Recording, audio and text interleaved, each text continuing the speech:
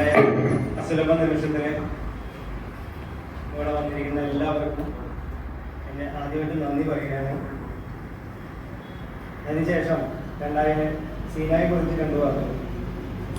1986 മാർച്ചോടുകൂടി തുടങ്ങി വെച്ച ഈ സംഭവം ജൂണോടുകൂടി നമ്മൾ റെഗുലർ ക്ലാസ്സുകൾ ആരംഭിക്കുകയും 2004 ഈ സീനായി എന്ന കോളേജ് അവസാനിപ്പിച്ചത്. നീണ്ട 18 വർഷം 2000-ഓളം വിദ്യാർത്ഥികൾ ട്യൂഷനായിട്ടും അതുപോലെ തന്നെ അവിടെ പഠിച്ചു. SSLCയും ഡിഗ്രിയും പഠിച്ച് ഉന്നത നിലവാരത്തിൽ ഇവിടുന്ന് ഇറങ്ങിപ്പോയി.